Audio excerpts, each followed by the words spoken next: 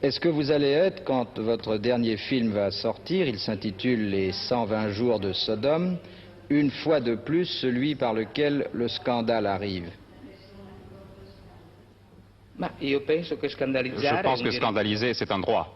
Être scandalisé, c'est un plaisir. Et le refus d'être scandalisé, c'est une attitude moraliste.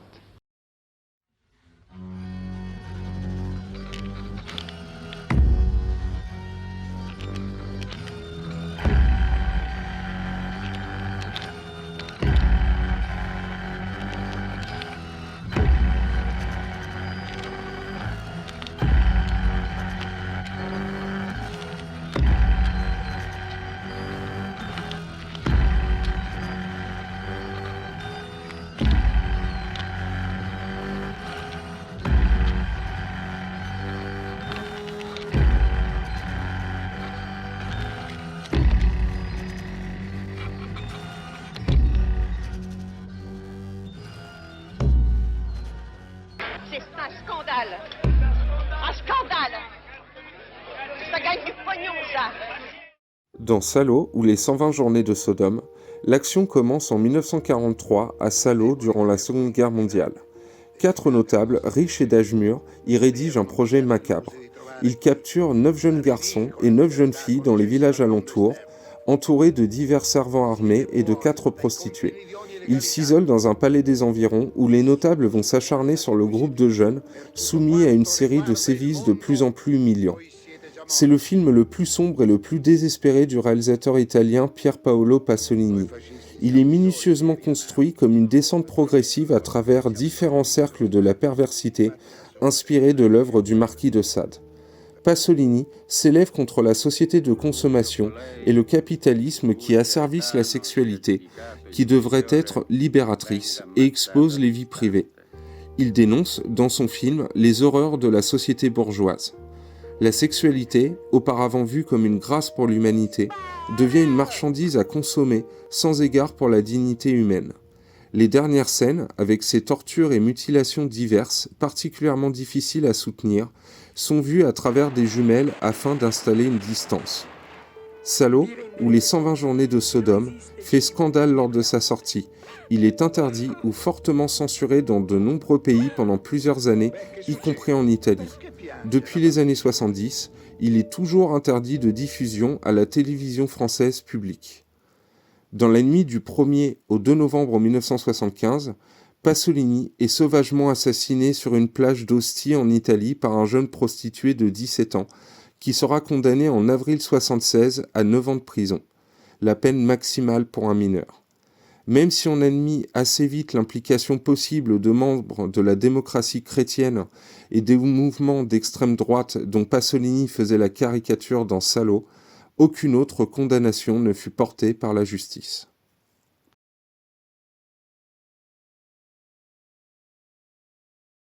Pour Cannibal Holocaust, la production commence en 1979 lorsque Deodato, réalisateur du Dernier Monde Cannibale, est contacté par un producteur allemand pour faire un film dans le genre.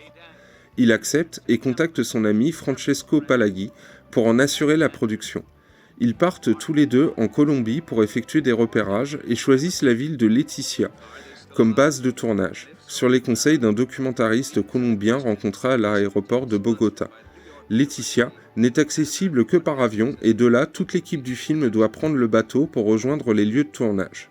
Les conditions locales posent de nombreux problèmes à la production, en particulier la chaleur et surtout les pluies torrentielles soudaines qui empêchent les prises de vue et entraînent les retards. Le tournage commence le 4 juin 1979.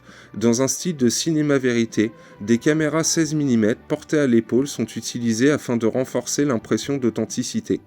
Des scènes sont tournées dans la forêt vierge, à New York pour les scènes d'extérieur en ville et à Rome pour les scènes d'extérieur. Dans Cannibal Holocaust, une équipe de journalistes composée de 3 hommes et une femme se rend dans la jungle amazonienne à la recherche de vrais cannibales. Bientôt, la troupe ne donne plus aucun signe de vie. Le gouvernement américain décide alors d'envoyer une équipe de secours sur place. Celle-ci retrouve, grâce à une tribu amazonienne, les cassettes vidéo de la première équipe qui renferment le terrible secret de leur disparition.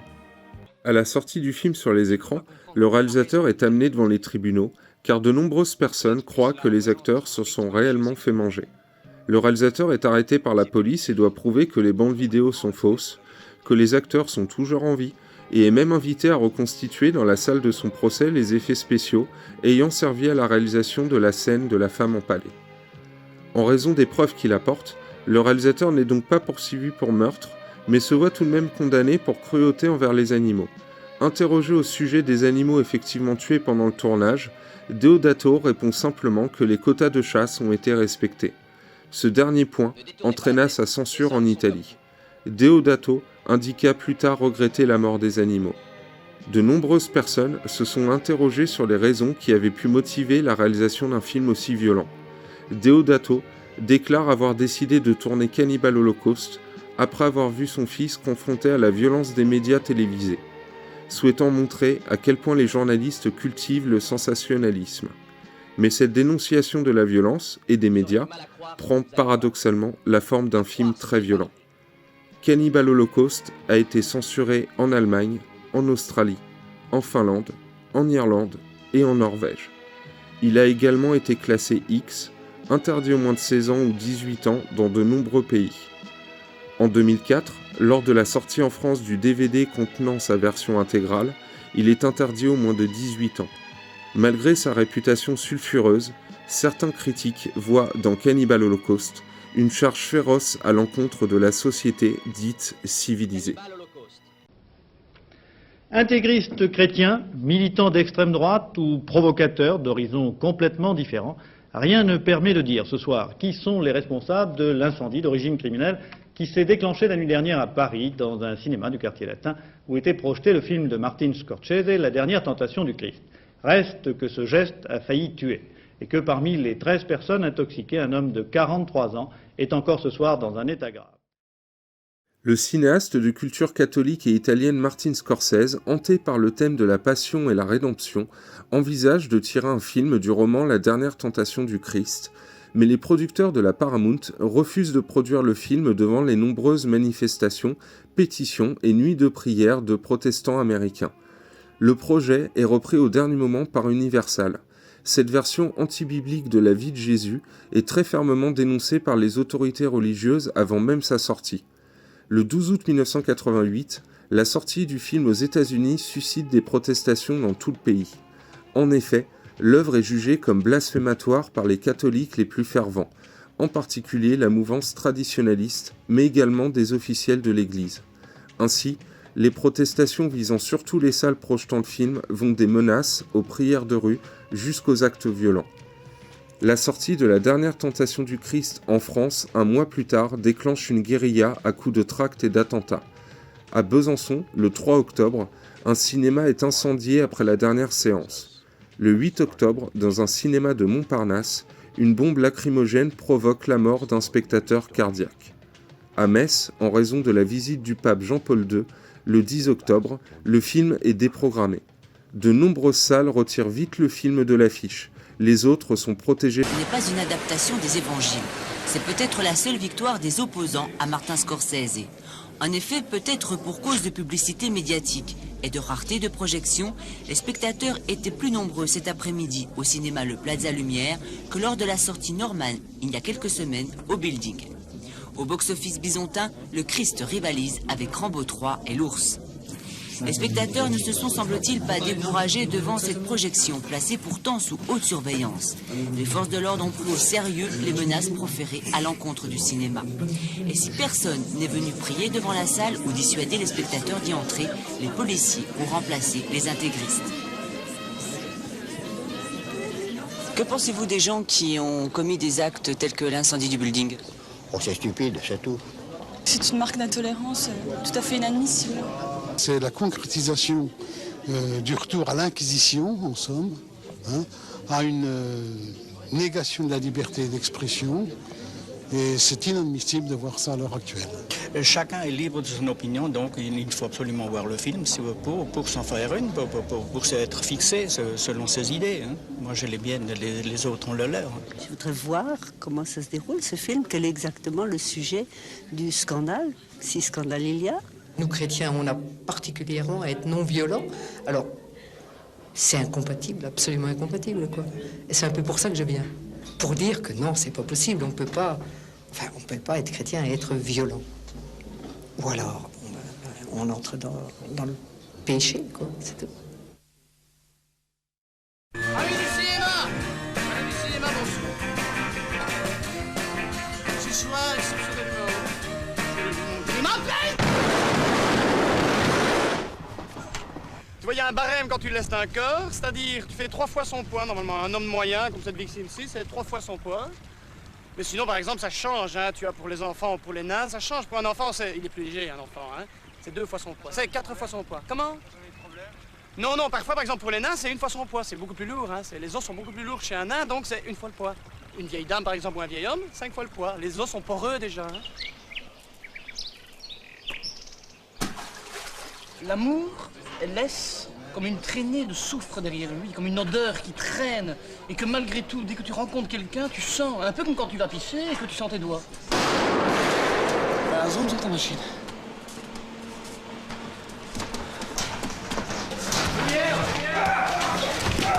Tu vois, généralement, au début de mois, je me paye un petit facture. Hein. Je me lève le matin et je prends un matinée pour récolter les pensions. Ce qui me permet, par la même occasion, tu vois, de repérer les vieux qui ont de l'argent. Hein. Nous sommes une équipe de télévision. Oui. Et nous effectuons un reportage sur les vieilles personnes et la solitude dans les grandes cités. Oui. Auriez-vous l'obligeance de répondre à quelques questions, s'il vous plaît? Je veux bien. Éteins un peu ta lumière.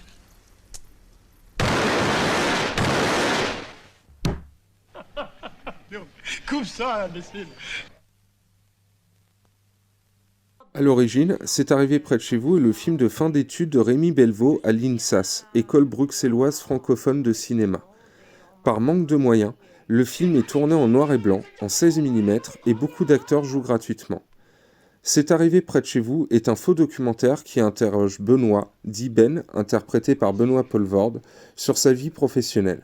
Ben assassine comme d'autres vont à l'usine. Tuer, c'est son métier. Commettre un meurtre n'est pas une chose importante à ses yeux. Ben apparaît au départ sympathique, poétique et même cultivé, mais au fur et à mesure de l'histoire et des découvertes sur le personnage et ses méthodes de travail, il se montre de plus en plus abject et amoral. Se révèle alors sa véritable nature de tueur froid, sanguinaire et incapable de la moindre humanité.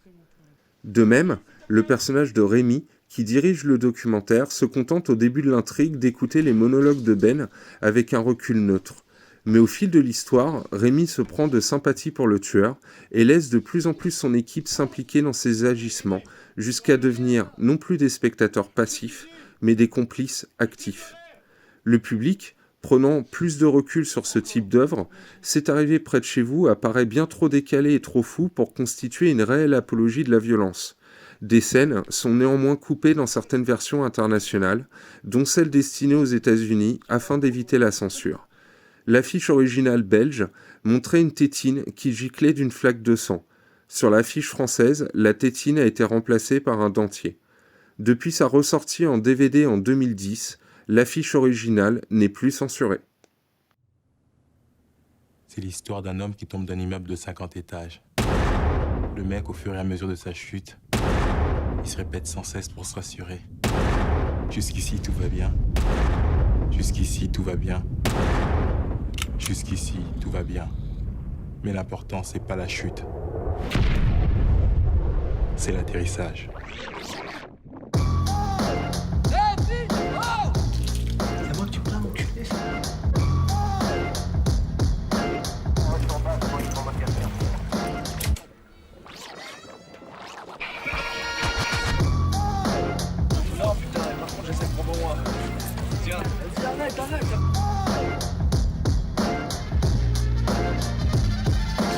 Il y a 2 jours, il avait sévèrement blessé un jeune de la cité pendant une garde à vue. Comment il est mortel en vérité, putain. Et alors, qu'est-ce qu'ils vont faire? Vas-y, on verra si Abdel meurt.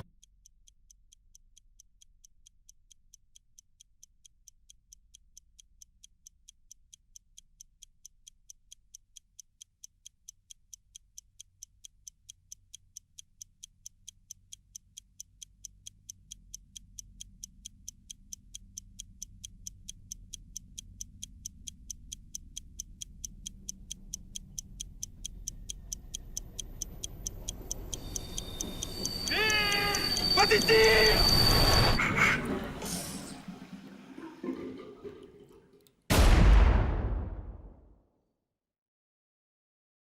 Sorti en 1995, La haine est un film en noir et blanc écrit et réalisé par Mathieu Kassovitz.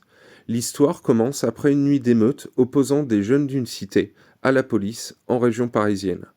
Ces émeutes font suite à la grave blessure d'Abdel Ishaa lors d'une garde à vue.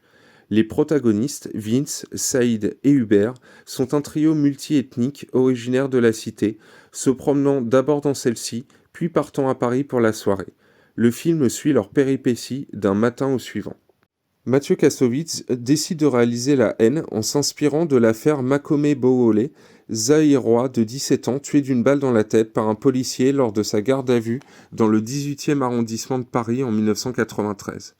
Il se rend à une manifestation d'hommage le jour même et est malmené par des CRS qui tentent de disperser les manifestants. De retour chez lui, Kassovitz contacte immédiatement son producteur et lui dit qu'il veut tourner un film inspiré de l'événement. Le film est réalisé en grande partie dans la cité des Muguets, à Aubervilliers en banlieue parisienne. À l'arrivée de l'équipe, pour repérer les lieux, certains sont pris pour des militaires et caillassés par des habitants du quartier. La médiation se fait avec l'aide de l'association locale Les Messagers. Certains jeunes du quartier refusent le contact, mais l'essentiel des habitants finit par faire confiance à l'équipe et le film est tourné sans encombre. Certaines projections du film suscitent des réactions négatives et se terminent en éclats de violence, à Sarcelles ainsi qu'au centre de Paris et Marseille. Quand Kassovitz organise des projections dans un certain nombre de cités, il se heurte à des avis négatifs d'une fraction de la population, étant accusé plusieurs fois de caricaturer la cité. Certains spectateurs affirment que le film a 10 ans de retard et que plus personne n'est impressionné par une arme à feu en banlieue, alors que des enfants de 9 ou 10 ans vendent de la drogue. Eh Vince, elle me rate pas, hein. Me rate pas. Sur la tête de ma mère, j'ai besoin de niquer, Vince. Bon, me rate pas. Je m'appelle pas Paul Bocuse, hein, je fais ce que je peux, quoi. Vas-y, assieds-toi. Bocuse? Ouais, vas-y, pose ton cul, là. Eh, c'est chaud, Vince. Quoi? Un calibre de keuf, gars, c'est chaud. Ouais, qu'est-ce que tu crois ça? Tu m'as déjà dit, arrête de bouger, ça, il s'en déconne, t'es relou, là. Doucement, je te chou. Bouge pas, je te dis. Et tu vas vraiment tuer un keuf si Abdel meurt? Et alors, qu'est-ce que tu crois? Toi, tu veux être le prochain robot à te faire fumer dans un commissariat? Non. Ah bah alors, tu crois quoi? Moi non plus. Toi non plus, tu veux pas être le prochain robot à te faire fumer dans un commissariat? Exactement, tu crois quoi? Les mecs, ils croient qu'on gaulerie, tu vois. Mais moi, sans déconner, ça, je te dis la vérité, je gaulerie pas, quoi. Bah ouais, Et doucement, Vince. C'est bon. Doucement. Ils ont beau d'avoir des calibres aussi gros. C'est pas ce que t'as fait là! Regarde, je te jure, sur la tête de ma mère, ça va. Quoi? Sur la tête de ta mère, quoi? Pourquoi tu jures? Pourquoi tu jures? Je jure parce que je te dis, y'a rien. Et là, il fait froid là. Pourquoi il fait froid là? Mais parce qu'il fait froid, c'est rien ça. C'est parce qu'il fait froid ici, c'est tout. Quoi, il fait froid ici? Et voilà, ça va. Écoute-moi, sans déconner, je te dis, moi, je vais égaliser et ça va, c'est rien. Rachida, arrête! Vas-y, fais-moi voir. Vas-y, fais-moi voir. Sans déconner, de la confiance, hein, voilà. Tu vois? Quoi? T'as rien fait là? Fais voir! Vas-y, tu vois pas, tu t'aimes pas. Mais j'ai rien fait là! Fais-moi confiance, Mais quoi? Fais-moi confiance, Qu'est-ce qu'il a? Il est beau le trou. Mais pourquoi c'est pas un trou d'abord? Pourquoi il fait froid là? C'est rien, je te dis. Tu me fais pas confiance, t'es relou, sans déconner. Moi, je te coupe pas ta cheveux, hein.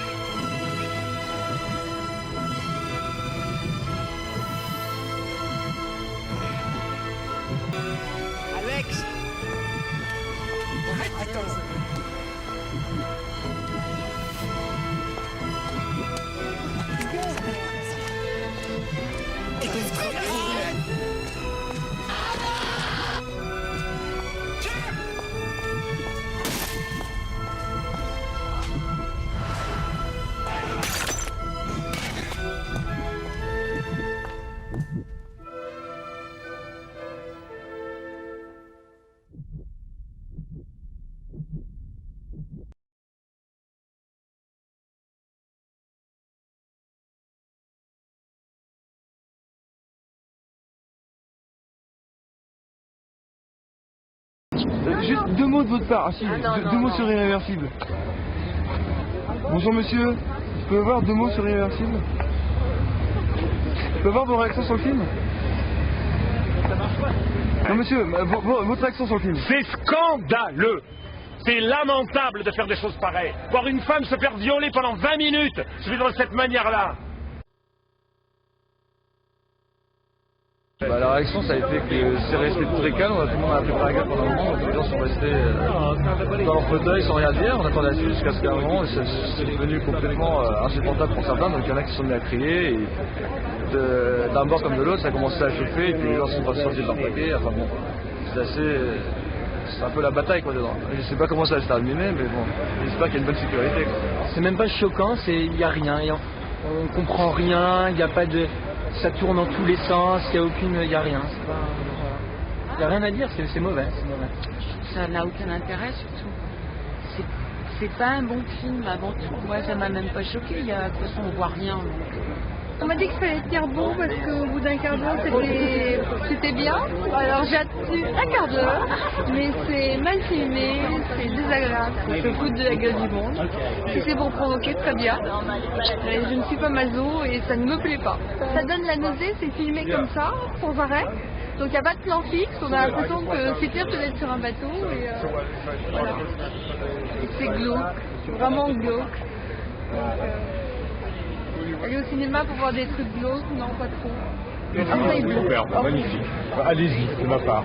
Je trouve ça extrêmement bien mis en scène, je trouve qu'il y a vraiment des scènes magiques, dont la scène du métro qui n'est pas arrivée encore. Le travail de arrivé. Je trouve que mise en scènement parlant, je trouve que c'est extrêmement bien joué. Je trouve que Vincent et Monica sont formidables et Albert. Qu'est-ce que je peux te dire d'autre? Moi ça me choque pas parce que je trouve que la façon dont il fait le film, de le raconter à l'envers comme il le fait, je trouve ça extrêmement brillant, intelligent, voilà. Moi ce qui m'intéressait, ça fait la deuxième fois que je le vois, je voulais juste voir la réaction de la salle. Absolument minable et je n'en crois pas, on a besoin de faire ce genre de choses quand il y a tellement de choses au monde qui sont encore plus dégueulasses. Il y a trop de violence, c'est horrible. On est témoin de choses qu'on ne peut pas... C'est pas l'art ça c'est... Ça n'a rien à voir avec l'art, c'est dégueulasse. Bonjour, est-ce que je peux avoir votre réaction sur Irréversible? Le peu que vous en avez vu? Je vais plus regarder moi. Sincèrement, je vais plus regarder. C'est un malade mental. Qui viennent me voir, c'est une merde, t'es une merde Noé. Viens voir, je fais le même métier que toi, on va se retrouver, tu vois. Irréversible fut l'un des films les plus controversés de l'année 2002, entraînant en France un débat extrêmement passionné, lors du Festival de Cannes notamment, du fait de la présence dans le film d'une scène de viol et d'une de meurtre, toutes deux particulièrement explicites, réalistes et violentes. Réalisé par Gaspard Noé, avec en vedette Monica Bellucci, Vincent Cassel et Albert Dupontel, Irréversible est un film éprouvant. Ne prenant pas le spectateur dans le sens du poil, Gaspard Noé installe le malaise. Au-delà d'une caméra en constant mouvement, les 30 premières minutes d'Irréversible sont accompagnées d'un bruit de fond difficilement audible, mais pouvant être ressenti à travers la cage thoracique. Pour les humains, ce type de bruit à basse fréquence peut provoquer nausées et vertiges. Le tournage d'Irréversible se fait dans le sens chronologique de fait, donc dans le sens inverse du montage final. Histoire de vengeance suite à une agression brutale, le film est une plongée en enfer. Passé les horreurs de la première moitié du film, la caméra se pose, le calme se fait et on insiste aux instants de vie des personnages précédant le drame. Mais une bonne partie de l'audience a déjà quitté la salle, comme lors du Festival de Cannes où le film est présenté à la profession et provoque un séisme de réactions négatives. Annoncé, qu'on a lu partout, tout d'un coup les gens commencent à critiquer ce scandale annoncé. Mais nous, on n'a rien fait pour que ça arrive. On a fait un film qui est ce qu'il est, mais il n'y a pas eu de démarche publicitaire pour créer un scandale. Le scandale a été créé par la Croisette, et maintenant le scandale est critiqué par la Croisette. Donc je pense que ce qu'on peut en déduire, c'est que la Croisette a besoin d'un scandale. La réputation du film fait que les cinémas préfèrent le programmer sur des séances tardives, sa sortie coïncidant avec les 3 jours de la fête du cinéma. Afin de contrôler des infractions dues à la médiatisation importante du film et à son interdiction aux moins de 16 ans, une carte d'identité est demandée à l'entrée pour chaque spectateur. Irréversible est un succès porté par le couple star Bellucci-Cassel qui porte le film sur leurs épaules. Mais ces deux scènes les plus marquantes font d'Irréversible un film difficile à revisionner, dans le même esprit que l'un des films de chevet de Gaspard Noé, Salaud ou Les 120 journées de Sodome. Dans une volonté de choquer et de marquer le spectateur, le réalisateur s'inscrit dans un type de cinéma qui, s'il ne déclenche pas de réaction, n'a pas de raison d'être. La télévision est infiniment plus violente parce qu'elle rentre gratuitement chez les gens. Ici, c'est un festival et son objectivité est de montrer tous les aspects de l'existence qui sont traduits par un support qui est le cinéma. Donc il est tout à fait logique que des gens viennent voir certains aspects. Il faut vivre ce cinéma comme une expérience, pas comme un truc moral, ni comme c'est un constat, c'est une conséquence. Vous parlez tout à l'heure de la télévision elle est vraiment violente parce qu'elle est gratuite. Elle rentre devant des gens sans qu'ils en aient demandé l'autorisation. Vous êtes allé voir le film, vous avez fait une démarche, vous n'aimez pas ce film, c'est entendu, mais vous êtes venu de votre propre libre arbitre voir cette chose. Donc vous êtes resté un individu critique. À la télévision, on ne peut pas rester un individu critique. On est complètement anéanti par le prime time et les images aussi violentes qu'on peut voir. Donc je trouve cette réflexion assez curieuse. En conclusion, avec ces exemples et de nombreux autres que nous n'avons pas cités, nous pouvons constater que le scandale peut être dû au sujet abordé ou à la manière dont le film a été tourné. Il peut effectivement être développé dès le départ en toute conscience de ce qu'il produira dans l'esprit du spectateur, et de son scandale peut naître le succès. Le statut de film culte ne peut s'acquérir que si le message du film, ou ce qu'il critique, paraît cohérent et en adéquation avec la société changeante. Ce sont les codes de moralité en vigueur qui orientent la perception du public. Ce sont ces codes qui nous font distinguer le bien du mal. De ces codes naît le scandale. Le scandale, en dehors d'une simple histoire de goût, est donc le résultat d'une perception dictée par les normes d'une société. Et si certains jugent le film à scandale comme un crime contre le 7e art, alors, comme le disait Mathieu Kassovitz lors de la sortie d'Assassin, lui aussi sujet à polémique en 1997, toute société a les crimes qu'elle mérite.